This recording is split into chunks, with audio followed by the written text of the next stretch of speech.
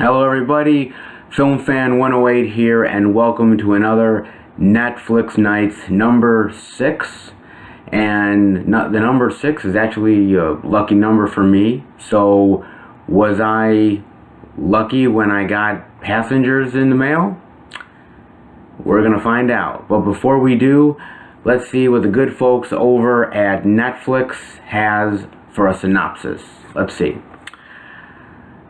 During the 120-year journey of the Starship Avalon to a distant planetary colony, a computer glitch rouses mechanic Jim Preston from hibernation decades ahead of schedule. Desperate for company, Preston wakes up female journalist Aurora Dunn.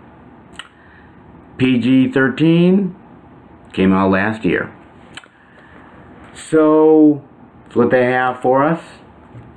And I wanted to see this movie in the theater when it came out around Christmas time of last year.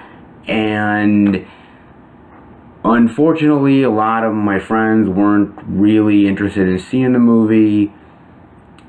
I might have wanted to take my mother to see it. She actually was not really high on the movie either. And it wasn't getting a lot of great reviews. It was getting sort of meh.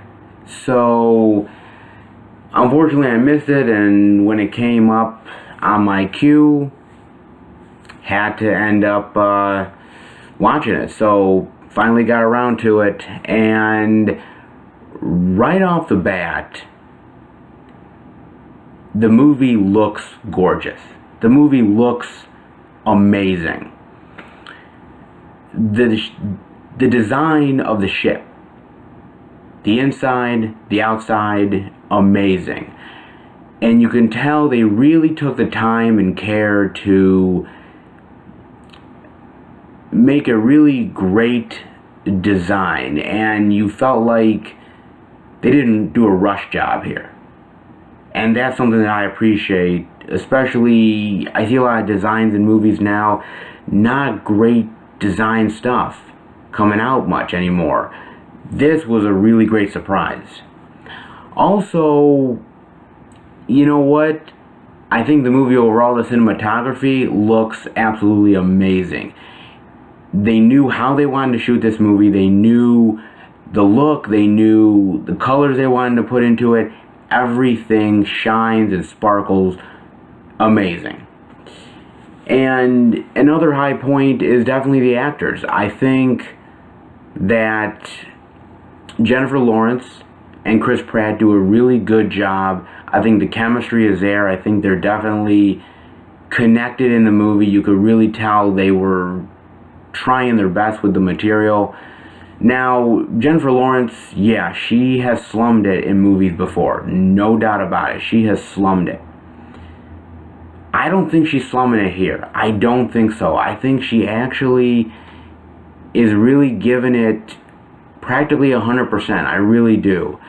And Chris Pratt, I think he fares a little less than Jennifer Lawrence, but I think he still does an amazing job of playing a very likable guy that has to do a not very likable thing. And I think he straddles that line pretty well. So I think he did an overall good job. I like him better here than I did in Jurassic World, which, you know, I felt like he didn't really fit the movie. And I think he fits this far better. Also, I will say that I think the supporting cast do a great job. Lawrence Fishburne comes in for a little bit. I think he does a really solid job in a very supporting role. You don't see him do a lot of big roles anymore. You'll see him in little small roles, like you saw him in Predators do a very small role. This film, John Wick Chapter 2. He doesn't do like these main starring roles anymore, which I kind of miss because I like him as an actor. But I don't know whether he just can't find the right roles or whether he just doesn't really want to do any more starring vehicles. I don't know. He's just maybe tired of carrying the weight of a movie, but he does a good job in this film. Also, the bartender in the movie, and I'm forgetting his name right now, and it's gonna kill me once I remember it after this video. But he's really good in it as well, and he has to play a robot, but he also has to try to play the everyman bartender type of character. Try to be relatable, yet not completely relatable because he's not human. He does a great job in the movie as well, and it works. All of it, the acting works in this movie. The thing that lets this movie down is the cliches and the plot itself. They let this movie down, and it's a shame because it's a great sci-fi romance movie if they could have just left a lot of these cliches and certain standard everyday plot elements and bring in stuff that really surprise the audience. I feel it's a movie that when you watch the movie, you're enjoying it. When you stop watching the movie and, you know, you're thinking about it afterwards, there's not a lot to chew on because they don't give you a lot. The designs are great. The acting is great. The directing is great. The plot and the cliches just kill it. And I felt a lot of the twist, particularly a twist that happens towards the beginning of the movie, really, unfortunately, probably should have not happened in the beginning. I think if you were going to do anything, I think you probably should have put that in sort of past the middle part of the film. That way there would have been a little more tension in the fact of, like, you didn't know this was going to happen until a long time after the fact, and you're like, oh my god, the twist would have been more accepting. Also, there are some, I don't want to say plot holes, but there's inconsistencies in the movie. Basically, the ship is malfunctioning because it goes through an asteroid field. And basically, some of the asteroids get through the shield and penetrates the ship, and the ship is kind of over time going haywire, and it wakes up the character of Jim, played by Chris Pratt, and they wake him up because he's a mechanical engineer. That's why they wake him up. It's not, at least the way I interpreted it, it's not a malfunction. It's a, we need the ship to be repaired. He's a mechanical engineer. We have to wake him up. That's how I looked at it.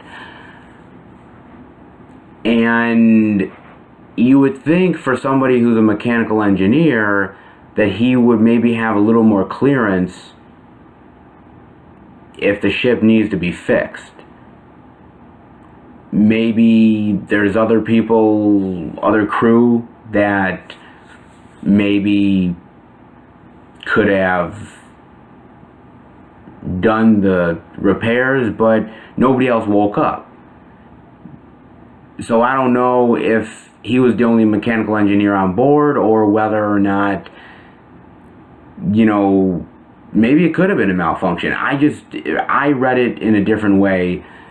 And also, a lot of the stuff on the ship itself, especially when they're like going about sort of the daily life of this ship, you would think that there would be more on the ship. Like, we don't see a lot of what's going on the ship as far as what the recreational purposes are for it. You see dancing, like kind of like how you'd see in an arcade. You'd see like the breakfast area and having lunch, and you see there's a movie theater, but you almost think of like where's like maybe virtual golf, or where's, you know, all the other stuff that probably the technology at that time would probably be around.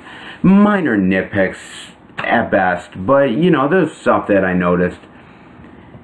Again, it's a good movie, and the cliches are what really kill it, because you just wish that they were a little bit more smart when they were writing it, and they're not, and it kills it, because you leave the movie like they were good, the actors were good, everybody was doing their part. It just wasn't supporting it. It wasn't doing its job to really leave you with a memorable movie at the end of the day. And so, would I recommend it? I would recommend this movie. I would recommend watching it. I think you're gonna have a good time with it, but you're gonna leave kind of empty. You're gonna say a lot of the things I think that I said, which is, wow, everybody's doing their job, the actors are good, the visuals are stunning, the story and the plot, not the greatest, and that's what kills it. And it's really unfortunate. For a movie that has a lot of potential, it just didn't pull it out. And I will say one thing also, is that the ending, the very ending to this movie, I thought was not needed.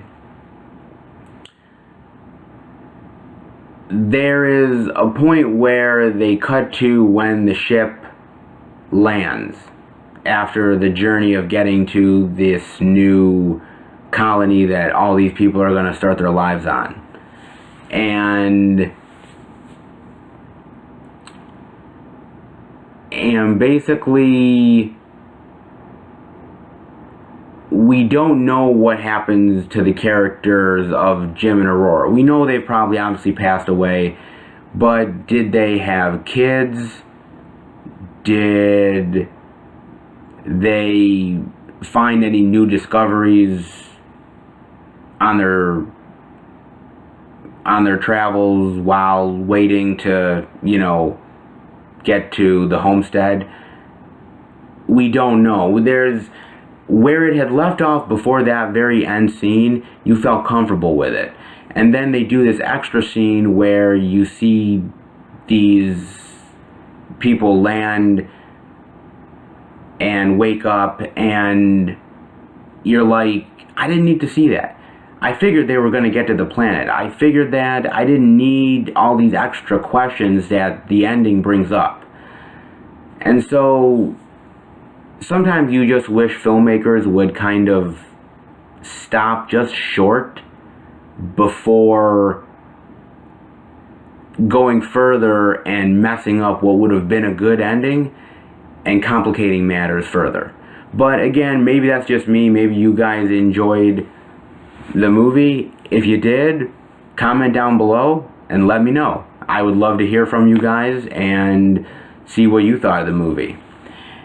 And so that's my thoughts on Passengers. I want to thank you guys for checking this video out. If you like this video and want to see more, hit that subscribe button and you're going to get it. Also, I am on Twitter at FilmFan108. You can connect with me through there as well. And I will see you guys next time for another Netflix Nights. See you later, guys.